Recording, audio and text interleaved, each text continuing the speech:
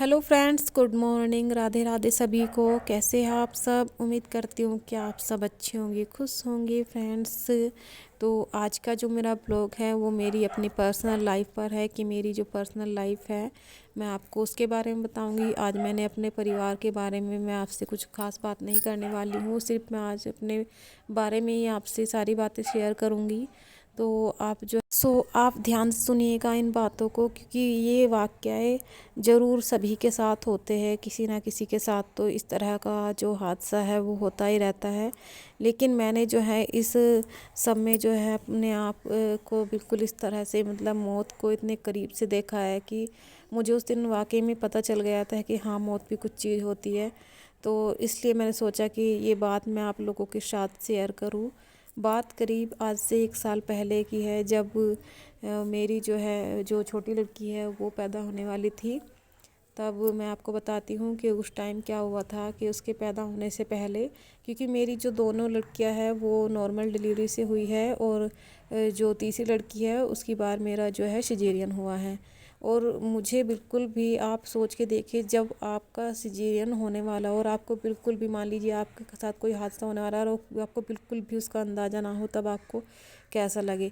और मुझे भी इसी तरह से सिजेरियन का बिल्कुल भी अंदाज़ा नहीं था, दूर दूर तक भी मुझको लास्ट टाइम तक भी बिल्कुल नहीं पता चला कि मेरा जो है ऑपरेशन होने वाला है। इसलिए मुझे बहुत ज़्यादा दिक्कत हुई, बहुत मैं घबरा गई थी। डॉक्टर लोग जब इंजेक्शन वगैरह लगा रहे थे तब एक बार को मेरी सांस जो है बिल्कुल अटक गई थी, और मुझे सांस भी लेने में बहुत ज़्यादा दिक्कत हो रही थी। रुक रुक कर मुझे सांस आने लगी। तो जब एक दो सांस ही मेरे अंदर बची तो मेरी आंखें जो है बिल्कुल बंद होने लगी। तब मैंने एक बिल्कुल अपने आप को की सारी जो मेरे अंदर ताकत थी उसको समेट कर मैंने कहा कि मैं गई। सिर्फ मैंने इतना ही कहा कि मैं गई, बस। बाकी उसके बाद जो है मेरे हाथ पैर जो है बिल्कुल उन्होंने हिलना डुलना बिल्कुल बंद कर दिया। उनमें से ज़रा सी भी जो है जो मोमेंट है वो कुछ भी नहीं हुआ, और मेरी आंखें जो है बिल्कुल बंद हो चुकी थी।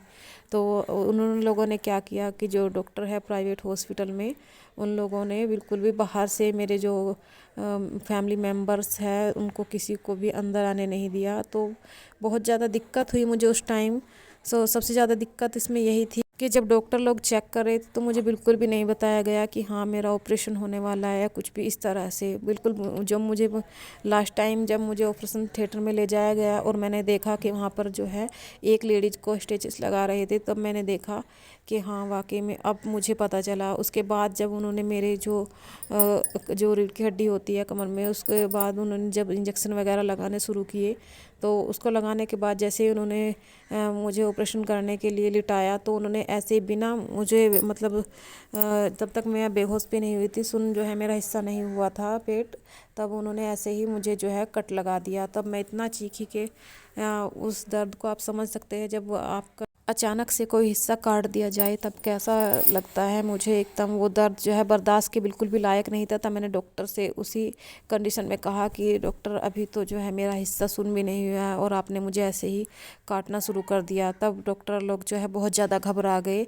तब उन्होंने क्या किया कि मुझे दोबारा से इंजेक्शन देने स्टार्ट किए। इंजेक्शन देने के बाद उन्होंने जब कहा कि ये वाला पैर उठाओ, तब मैंने वो वाला पैर उठा दिया। फिर उन्होंने कहा दूसरा पैर उठाइए, मैंने दूसरा पैर उठाया। उसके बाद जो है उसके बाद तब जाकर मैं बेहोश हुई, और बेहोश होने के बाद उन्होंने मेरा जो है ऑपरेशन किया। ऑपरेशन के करीब 2 घंटे बाद तक मुझे होश नहीं आया, और होश आने के बाद जब मुझे पता चला कि हाँ मेरी बेटी हुई है, तो तब जो है मुझे जो ज़्यादा दुख हुआ वो इस चीज़ का हुआ कि मेरा ऑपरेशन हो चुका था। जो सबसे ज़्यादा दुख हुआ वो इसी चीज़ का हुआ कि मुझे ऑपरेशन हो चुका था मेरा, जो कि मुझे बिल्कुल भी दूर दूर तक इस चीज़ का अंदाज़ा नहीं था।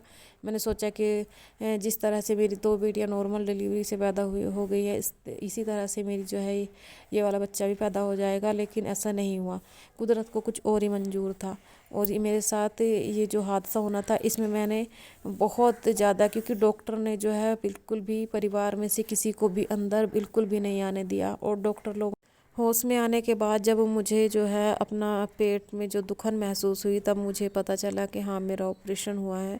क्योंकि बहुत ज़्यादा दर्द होता है जब आपका ऑपरेशन होता है। उसके बाद जब जो इंजेक्शन का असर है वो ख़त्म हो जाता है, उसके बाद बहुत ही ज़्यादा दर्द होता है। वो दर्द बिल्कुल भी बर्दाश्त नहीं होता है। बस यही है कि दवाइयाँ वगैरह चलती रहती है, तो इसलिए महसूस इतना नहीं देता है। बट फिर भी जब वो दवाइयों का भी असर कब तक रहेगा, जब दवाइयों का असर ख़त्म हो जाता है उसके बाद जो है पेट इतना दर्द करता है, इतना दुखता है कि बहुत ही ज़्यादा। तो वही चीज़ें सब मेरे साथ हो रही थी, तो मैं जो है बहुत ज़्यादा परेशान थी इस चीज़ से। फिर मैंने देखा कि मेरा पेट भी कट गया, फिर उसके बाद भी ये जो है एक बेटे की इच्छा थी, फिर उसके बाद भी ये लड़की हुई, तो और ज़्यादा जो है मैं बहुत ज़्यादा दुखी हो गई। एक तरफ तो ऑपरेशन, दूसरी तरफ बच्चे को क्या किस तरह से मैं पालूंगी, कैसे मैं रखूंगी। 2 लड़कियां पहले से ही है और जो नाटू है वो भी छोटी है, तो इसलिए मैंने बहुत जो है हिम्मत करके अपने आप को संभाला। और उस दिन से लेकर आज तक अपने आप को की सारी जो हिम्मत है मेरे अंदर, उसको संभालते हुए अपने तीनों बच्चों का जो मैं पालन पोषण कर रही हूँ। और उसमें यह है कि दुख तकलीफ़ जो मेरे अंदर है वो आज तक मैंने किसी को नहीं बताई, किसी के साथ मैंने शेयर नहीं की। वरना दुख तकलीफ़ तो है मुझे बहुत ज़्यादा, और इन चीज़ों का मुझे बहुत ज़्यादा दुख है कि अगर किसी का ऑपरेशन होने वाला है तो उसको पहले से बता दिया जाए। ये नहीं है कि एकदम से बस काट पीट के रखते। गांव देहात में जो सबसे ज़्यादा जो मान दिया जाता है वो जिसके पास बेटा होता है उससे बहू को ज़्यादा दिया जाता है। शहरों में तो लोगों को पता ही नहीं चलता कि किसके पास बच्चे हैं भी या नहीं भी, लेकिन गांव देहात में इस चीज़ को बहुत ज़्यादा जो है इम्पोर्टेंट मानते हैं कि आपके पास जो बच्चे हैं उनमें बेटे का होना बहुत ज़्यादा ज़रूरी है। इसलिए इस चीज़ का जो दुख है वो अंदर ही अंदर जो है दिन रात मुझे मतलब खाए रहता है। लेकिन वही चीज़ है कि जो बच्चियाँ जो भगवान ने दी हैं उनको भी पालना बहुत ज़्यादा ज़रूरी है। भगवान सबके परिवार में सुख शांति बनाए रखे और सबके परिवार को हंसी खुशी से निरोगी रखे, यही हम तो ईश्वर से कामना करते हैं। सभी के घर में हंसी खुशी रहे, और आप लोग भी दुआ कीजिए कि हमारे परिवार में भी हंसी खुशी रहे, हम लोग भी जो है निरोग रहे। क्योंकि मुझे जब से अर्थराइटिस की दिक्कत हुई है तब से मेरा जो मन है वो बहुत ज़्यादा परेशान है, बहुत ज़्यादा दुखी रहती हूँ मैं तब से। क्योंकि मानसिक रूप से, शारीरिक रूप से भी मैं परेशान हूँ और मानसिक रूप से भी, क्योंकि शरीर में बीमारी ऐसी लग गई है जिसे लोग कहते हैं कि लाइलाज बीमारी है। तो मुझे बहुत ज़्यादा दिक्कत रहती है इस चीज़ से, इसलिए मैंने अपना जो है ये यूट्यूब चैनल शुरू किया है ताकि मैं अपनी बच्चियों का भविष्य जो है सिक्योर कर सकूँ, कुछ उनके लिए इनकम हो सके। तो उससे फिर क्या है कि मैं जो है उनको भविष्य में जो है अच्छी जो शिक्षा है वो दे सकूँ, वरना गाँव देहात के चक्कर में कहीं बच्चे अनपढ़ ना रह जाए। इसीलिए तो प्लीज़ सभी लोग मुझे सपोर्ट करें और अपना योगदान ज़रूर दें। अपने कमेंट, अपनी राय मुझे आज के ब्लॉग के बारे में ज़रूर बताएं कि क्या लगता है आपको मेरे बारे में जानकर। और मैं अपने काम को लेकर जो है पूरी मेहनत कर रही हूँ, पूरी लगन के साथ जो है अपना काम कर रही हूँ। चाहे वो मेरे घर का काम हो, चाहे वो मेरा सिलाई से रिलेटेड हो, या कुछ भी काम हो, वो मैं पूरी मेहनत और ईमानदारी से करती हूँ ताकि मैं जो है अपने आप को बिजी रख सकूँ। और क्या है कि इससे जो है अपनी बीमारियों को भी मैं थोड़ा भूल जाती हूँ। इसलिए thank you so much friends. आज की वीडियो में फ़िलहाल इतना ही, मिलती हूँ आपसे नेक्स्ट वीडियो में। आज का ब्लॉग आपको कैसा लगा मुझे ज़रूर बताइएगा, और आपके कोई कमेंट है तो वो भी मुझे ज़रूर कीजिएगा। कोई आप मुझसे सवाल पूछना चाहते हैं वो भी आप मुझसे पूछ सकते हैं। तो इसी तरह से बस हंसी खुशी के साथ हम लोग रहते हैं, अपने दुख को भुलाकर परिवार में मिलजुल कर रहते हैं, और जो है इस तरह से अपने बच्चों का जो है हम अपनी देखभाल उनकी करते हैं। और ये देखिएगा आप नाटू जो है इधर उधर घूम रही है, और ये देखिएगा आप उसके जो मैं कपड़े जो है सारे बच्चों के अलग अलग रख दूँगी। सो आज के ब्लॉग में फ़िलहाल इतना ही, मिलती हूँ आपसे नेक्स्ट ब्लॉग में। Thank you.